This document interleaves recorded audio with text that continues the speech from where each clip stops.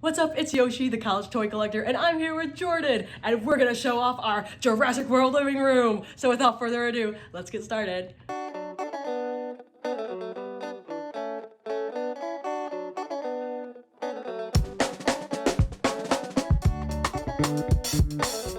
So before we get in depth with each shelf and we talk a bit about it and everything, I want to let you know that this living room does not consist of our entire Jurassic World dinosaur collection. In fact, it's probably only half because they don't all fit in the living room at the moment. But at one point, we will have an updated Jurassic display ready to share that will have every single dinosaur that we own. But for right now, we're gonna show you what we got going because we do have quite a bit right now, but it's just not everything. So I just felt the need to let you know that. So to get things started, this is the top of the bookshelves that we have in the corner of the living room right now. We have a little inbox Velociraptor Blue from the original Jurassic World Fallen Kingdom Mattel toy line. Such a good toy line. Amazing. And then we also have some Snap Squads. And then we have Super Colossal Blue, which is cool and just such an odd Super Colossal because I don't know who really asked for it, but it turned out really good. And then we have on this side the Super Colossal Indoraptor as well as an inbox Grab and Grill Indoraptor. And this one's a little special because it is probably the only Grab and Grill Indoraptor to be signed by the actual toy designer herself. So it is a signed Grab and Grill Indoraptor. And then we also have some Snap Squads right here. And then we kind of have it set up so that the Indoraptor is facing off with blue. So just about every other shelf is completely packed with dinosaurs. So we have these two shelves up here to give the humans their own spotlight. So we have the Jurassic Park area, which has all the characters they made figures of from that trilogy, or at least the ones that we have. Got the original main cast, the park workers, the Lost World cast in the back behind Nedry the Dilophosaurus. And also with them, we have a couple of the customs that I did. We have this Hammond Collection T-Rex with Marco Makes' amazing head replacement and the eye replacement. Really gorgeous figure. And then we have the Dilophosaurus, which really I just touched up with a little bit of extra paint. Got more of the splotches and also got the white outlines I felt was very important for a Dilophosaurus. And then on this side, a bit more jam-packed, is the world section. All the characters from like sort of the Jurassic World franchise and trilogy that we have so far. At the top we have my custom Indoraptor, again with one of Marco Makes' replacement heads. Really turned out, it was I think my first dinosaur custom actually in total. I'm really happy with this old one. I accidentally dropped at one point and it's missing a couple of teeth, but it still looks great. Then on the left we got the Raptor Squad. I was originally going by tutorial to kind of make like a generic Mattel Raptor Squad by giving more simple paint jobs, and then I was just like, no, screw it. I'm just going to like go all out and make sort of the dream paint jobs on the Raptor Squad. And then in the back, with the Indoraptor, we have the original Fallen Kingdom figures, including the little kind of T-Rex bust that Maisie came with. Then in the middle, we got Camp Cretaceous and Chaos Theory, both like the kid and adult versions of the characters. Of course, we don't have Ben. He's very hard to come by. Someday, I'm sure. Yeah, for like $100. Yeah. And then in the front, we have Dominion.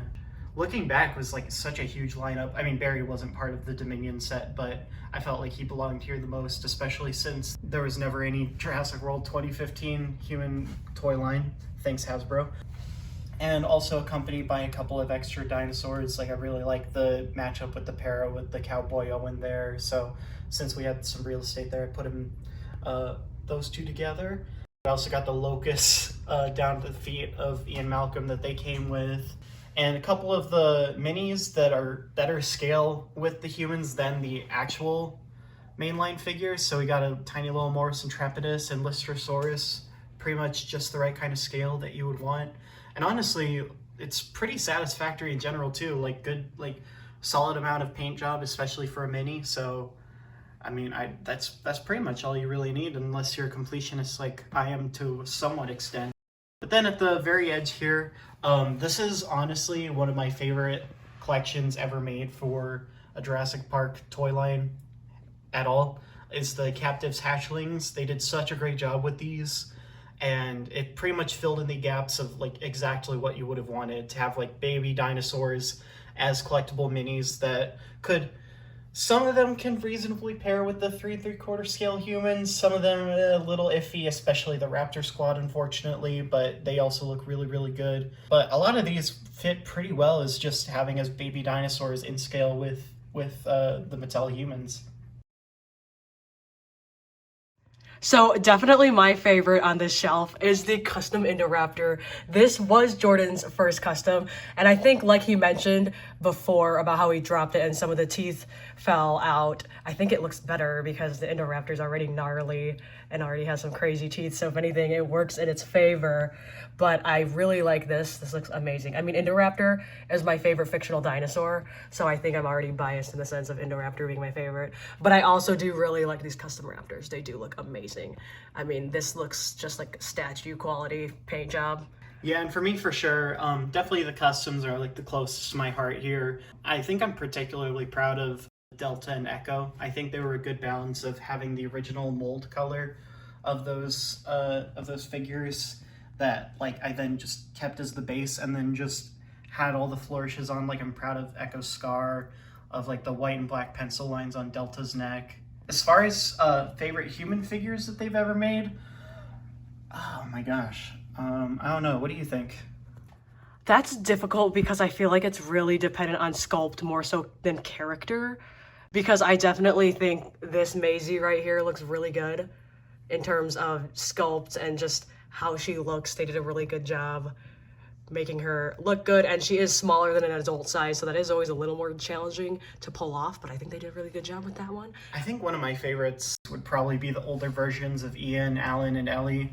I really loved them in Dominion. I thought they were actually on point, contrary to what people think. I think they got their likenesses really great.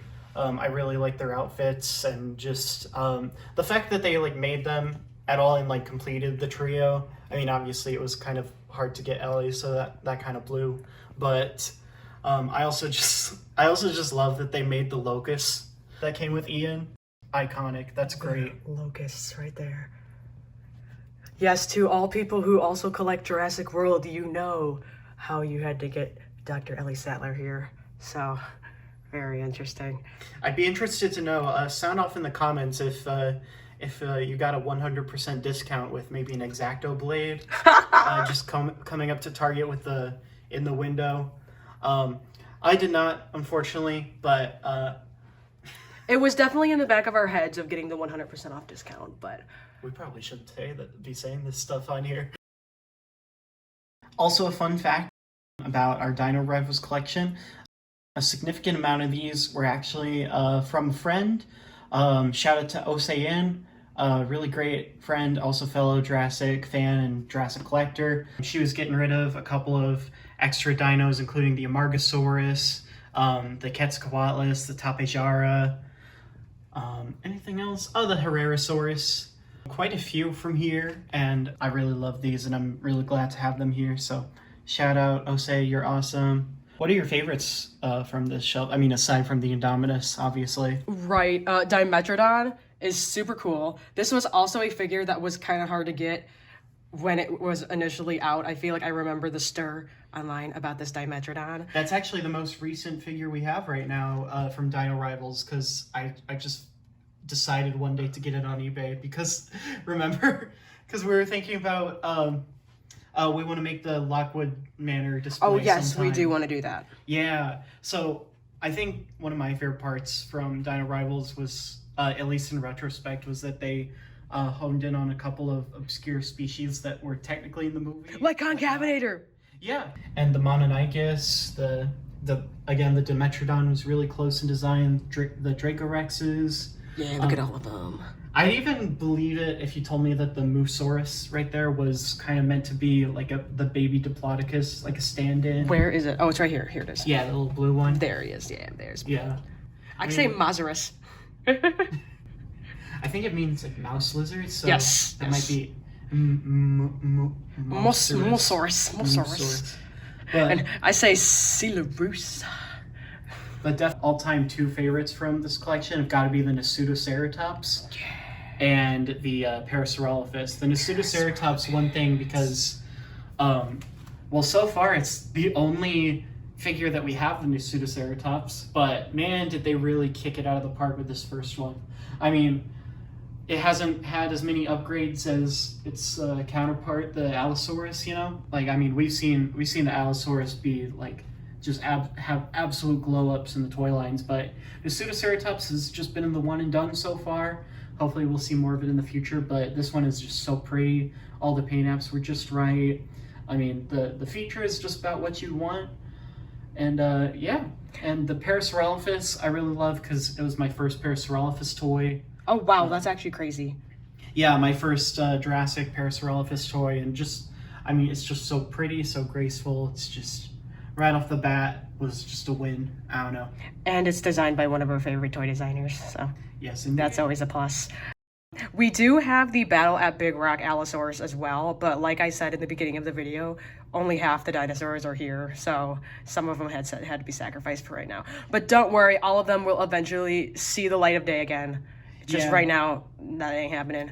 Bite and Fight T-Rex we also have just in storage. We really had to play favorites. Yes, we did. with That, the like, mini shelves. definitely, if a dinosaur's on the shelf, that means we like it in some way. So, Comment below and ask where your favorite dinosaur is if they're missing, and we'll tell you if we have them or not. yeah, there's a very high chance that we do. And then moving on to the right side, so we just literally went, whoop, okay, over here. This is Primal Attack, and this is the third iteration of the toy line. They come up with these new names and these new gimmicks. So it's kind of weird because yes, it's all Jurassic World, but it is like technically in different factions. It's kind of strange. But something I wanted to say that I thought was interesting was I was intensely collecting the Jurassic World toy line for the first three: Fallen Kingdom, Dino Rivals, and Primal Attack. So a lot of dinosaurs are like mine from the first three. And then Jordan really started kicking off collecting Jurassic World towards the end, and it works out because then when the collection is combined, it just, you know, it completes itself, you know, it completes the pieces of the puzzle. So I just thought that would be fun to mention. But yeah, here it is. Edmontosaurus, I just felt like pointing that out. Look at it's Edmontosaurus. And then we got a correct Sinoceratops here because they originally called a Pachyrhinosaurus a Sinoceratops before. So this is a Sinoceratops for real, and it looks gorgeous. Big behind the scenes mix up from both the movie and the toy design. It was just all a mess, but thankfully they pulled through in the end. Yes, I mean, this is a really beautiful figure. I really like it. And then I really like Tarbosaurus. It's so silly, and I feel like people who want their dinosaurs to be a little more accurate kind of hate this, but I think it's a whole vibe. It's a whole vibe. Okay, guys, you can't tell me that's not a vibe. Okay, I'd say after that weird Camp Cretaceous Tarbosaurus, you know, from that Netflix, like, choose your own adventure thing, I think anybody pointing at that toy are shutting up. Oh, okay. That one is ugly. Okay, got it. And I like the Giganotosaurus. And I think the Tarbosaurus is hideous. Yes, Jordan is the one who knows everything that is going on with all things Jurassic, so good to know that. Okay, me liking Tarbosaurus, I'm not gonna get my head bitten off. Fantastic. This is my favorite Parasaurolophus. I absolutely love this iridescent pink going on. This is based off of the Camp Cretaceous Parasaurolophuses, you know, like in the water and stuff. This is so pretty. It would be really cool if it is blacklight reactive. I don't know if it is. I don't know, but anyway, look at it. It's really pretty. I really like it. Postal Sucus was a one that was kind of rare for a while, but I did end up finding it once. And yeah, there's always a few figures that are weird and just were rare for some reason, and they were like kind of an interesting task. Just like Sauropelta back there was kind of in the same boat as Postal Sucus for some reason. Love Cryolophosaurus. Love this figure. It looks like mac and cheese. That's what I think of when I see this Cryolophosaurus. And then also Sarcosuchus. I love all things that look like alligators and crocodiles. Okay, prehistoric crocks. All right, Sarcosuchus, look at how badass this is. Look at it. You can't tell me it's not. Like, look, this is amazing. So anyway, that was the Primal Attack shelf. And now we have Jurassic World Dominion. The second round of a movie release was a huge deal. Weirdly enough, the toy line was a bit of a mixed bag, but honestly, this was the time when I really came back into the collecting game with Jurassic World stuff, especially as I was finishing up college, doing internships, getting my own income. I was really excited to get a lot of the figures. And in retrospect, I think a lot of the new species are really cool. Even though like they could have probably focused on some of the more of the species that are actually in the movie, but you know, I mean, eventually we'll get them all anyway. But the ones that did, they did pretty good. They did a pretty good job on. The Therizinosaurus is one of the best like feature toys, honestly. It was really cool to have like big sound feature dinosaur that was an herbivore, and not to mention like in the movie too, how kind of significant it was. That was pretty awesome.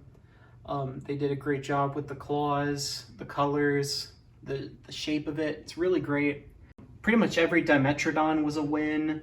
That's just probably the best one down there. We got Lystrosaurus, and of course Blue and Beta. I'd have to say that this figure of Blue is probably the best mainline Blue that we've had. Possibly the best Blue figure they've made. I really like that one, and I think it fits her like for Dominion as well. Just kind of being a bit more bulky or upright.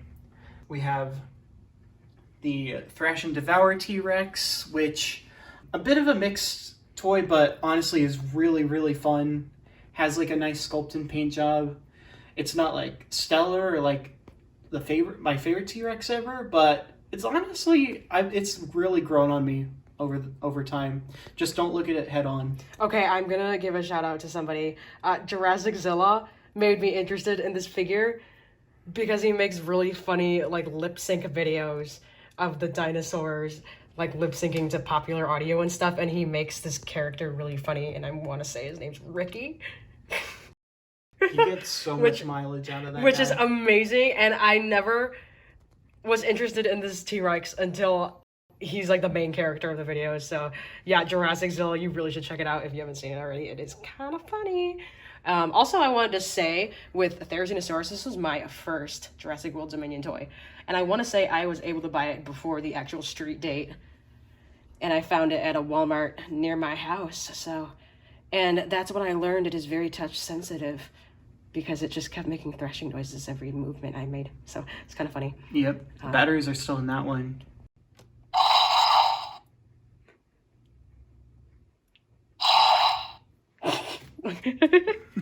Yeah, we're being so careful because it's all set up so nicely. Oh, also, this is Yangchuanosaurus for anyone who wants to say it correctly. That's what it is. Then we got some more Dominion toys. Big kicker here is the Giganotosaurus. Definitely was a big disappointment in retrospect. I mean, the interlocking teeth, have no idea how that happened still. It may have been probably an earlier concept issue. Or they were just given bad references, but I bet they got one reference and it was a terrible angle with like freaking 420p quality. Yeah, and even then though, the face was really wide. Shouldn't be like, it looks like an anglerfish from the front, honestly. Front view. But honestly, looking past that, it is a pretty fun figure. I actually am one of the few people that actually likes the what is it, Rampage or Strike? The Strike feature, yeah. I like the satisfaction of the big winding button that just like clicks and has it go all around. I mean, that's pretty fun for a dinosaur toy for kids, for sure. Yeah, it makes very silly movements. Mm-hmm. Yeah, and then a couple of other standout figures. There's the Epic Damage Allosaurus. Yeah, this one's amazing. We got the Atrociraptor squad. They did these guys pretty well right off the bat, honestly. Like, hardly any notes, especially for a mainline Atrociraptor. Pyroraptor left a lot to be desired, similar to the Giga, but at least both of them were redeemed in Hammond Collection anyway, so, you know, can't really complain that hard. I really don't understand how the first Pyroraptors, like, they have barely any feathers on their arms. I don't understand how that happened, but you know. Allegedly, that was like the design at first. It had less arm feathers. It was kind of like a Jurassic World Alive type feathered creature at first. Interesting. Just had them lining the arms. But yeah. Iguanodon is a really nice figure. I like that one a lot. It's very close to the movie, 1-to-1. Also the baby Nasutoceratops, really nice little extra. So cute. And then there's just a couple of extra like frivolous background species that are not in the movie or canon to Jurassic in any way, but are still a lot of fun. The Megaraptor I know got a lot of attention. We got the Siamosaurus. Very interesting quadrupedal Spinosaurus. It's very textured. Mm-hmm.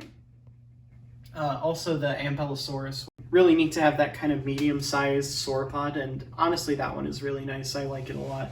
And then Rugops, which is funny because it was an Abelosaurid that they just put a bunch of feathers on, but it still looks really cool. My favorite out of these figures on this shelf has got to be Blue, probably.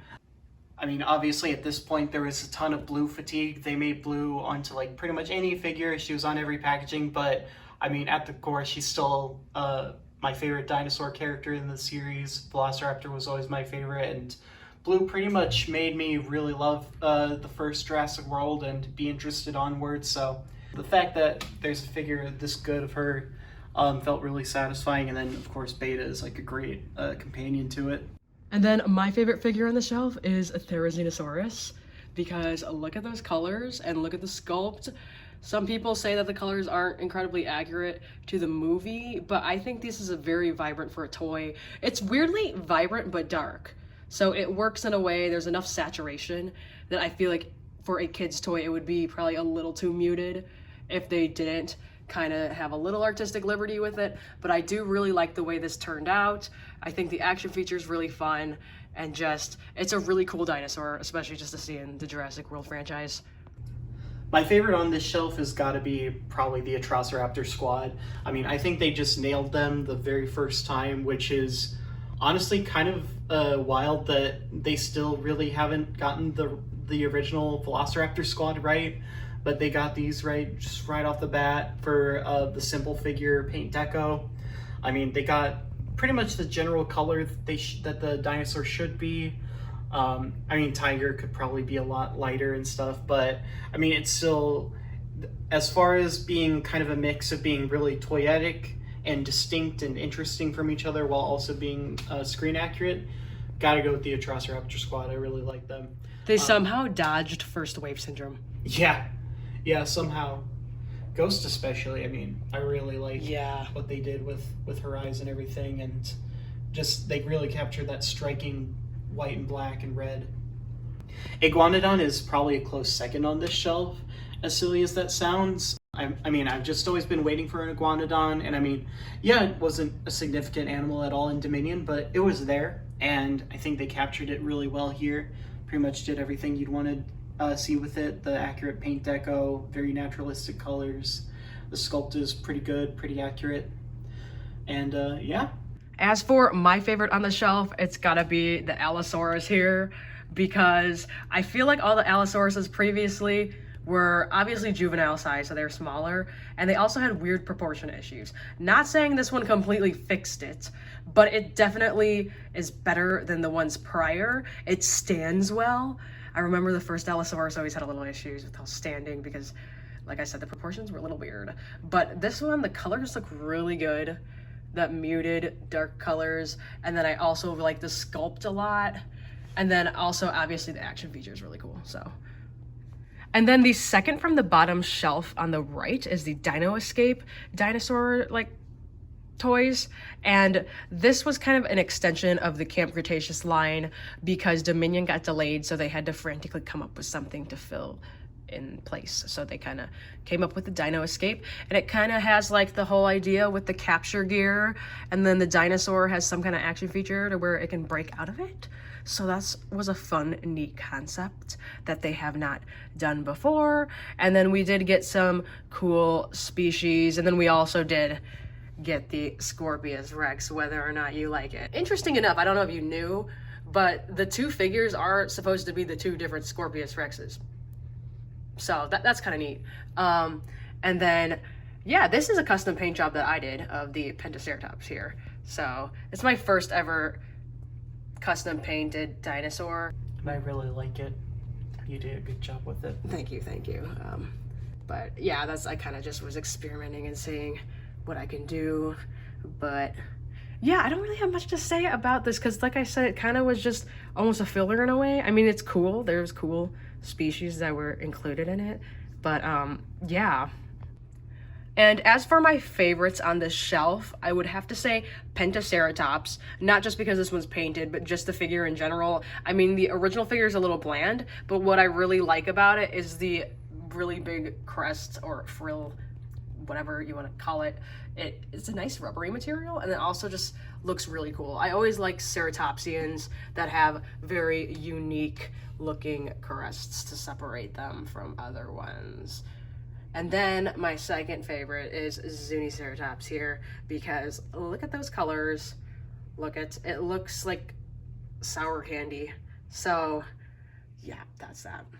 And then what are your favorites? First off, just my own piece about Dino Escape. I think this is easily like the weakest toy line that they ever had. Mattel wise, definitely not Jurassic wise. I mean, Hasbro more than made up with that. But yeah, I mean, a lot of the there was just a lot of repaints, a lot of kind of ugly repaints. I just remember basically waiting for this stuff to clear the shelves so that the Dominion stuff could finally come in. I remember particularly at the end, there was just a lot of green. There's just a lot of army green dinosaurs filling up the shelves, like the Gallimimus, the Ceratosaurus, the Stegosaurus all at once. And it just didn't feel nice with the typical, you know, you go to the Jurassic aisle and they're just all these different cool colors and everything. But there were a couple of cool figures in there. Easily my favorites have got to be the Tyrannosaurus and the Carcharodontosaurus. Tyrannosaurus literally looks better as a toy than in the show than when it was actually modeled in Camp Cretaceous. And the Carcharodontosaurus, the fact that the paint job and the sculpt is pretty well based on Jurassic World Evolution is pretty awesome. I wish they did that a lot more. If they based toy designs or toy ideas based on like the video games and extended lore, I mean, that would be great if we had more of that. Oh yeah, also I really like the poison dart frog Carcharodontosaurus because like look at the contrast and difference between these two things. Yeah, anyway. And they're married. Ah, yes. And then the shelf to the left of that one is the Jurassic Park 93 Classic Collection, and this was just last year as well as this year, and it was kind of Mattel's way of paying homage to Kenner Jurassic Park. So I don't know if you notice some of these color schemes and they look familiar, but it is, I'm tripping on my words. It was a kind of cool idea of trying to bring back that Kenner toy aesthetic into the Jurassic aisle again. They are a little crazy looking, which is really cool to me because we do have all the kinds of dinosaurs that are meant to look natural and meant to look how they quote unquote should. Obviously, we never have seen dinosaurs in real life to be able to say anything. So who's to say this is not what a T-Rex looks like? But anyway, it's cool and neat to get a lot of creative freedom to be able to just make whatever colors that they want, or in this case, obviously, they're going off of Kenner. And then we got some more vehicles, which was awesome. So I always love to have more Jeeps. That's always fun. And then also something that was really cool that they did for this line was all the humans have very fun accessories, and then they typically came with a dinosaur and then some other like capture gear or a gun in some way. And it was very toyetic. So none of this is meant to look like real life. Like obviously look at this, like no, it's meant to be toyetic. And this was based off of how Kenner used to do their humans. So they also used to pack humans with these accessories and the little dinosaurs. And this was kind of Mattel's way of doing that too. I mean, what's funny is this is the whole Dennis Nedry with a muscular body, and it literally just looks like Photoshop in real life. Because that's a nod to how Kenner's Nedry looked nothing like him. So that is kind of funny. And also, the humans came in plasticless boxes. They were boxes that were just artwork. And I know that's something that the toy industry has been just trying to figure out lately. And I think this was a good way to do it with these humans, to have that kind of idea. And it was a neat concept. So Yeah, do it with good art. Just have good art. Don't just have a weirdly lit product shot of the figure that's inside. okay, so what's your favorite on the shelf? It's got to be probably the real feel T-Rex. It's obviously, you know, great reference to one of the most iconic Jurassic toys, you know. Had to make it. I really love the blending of both, like all the modern cool stuff that Mattel can do, but with also like a lot of the old kind of features that Kenner specialized in, did really great in, that we missed to an extent, like the real feel skin. I mean, that's just so great that they finally did that. And the fact that it's kind of a mix of, it's a regular sized T-Rex, but it also functions like the bull T-Rex where it can still eat people.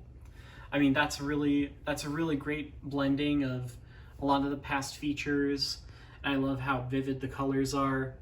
I wish they played more with the T-Rex, gave it more fun colors and stuff. Because, I mean, we've had enough of them, like, doing their own versions of Rexy and whatnot.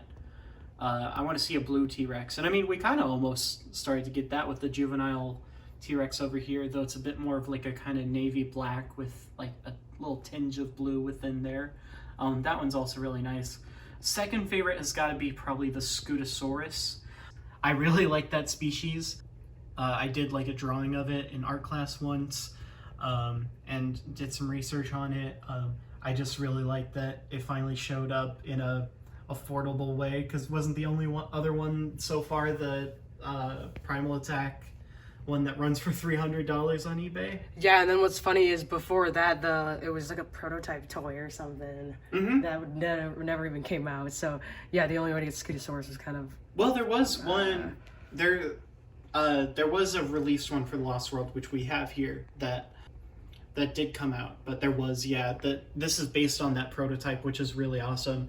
If they did more of that kind of stuff, base it on, you know, prototypes that never really came out, or just rare figures in general, that's a really fun thing to do for collectors.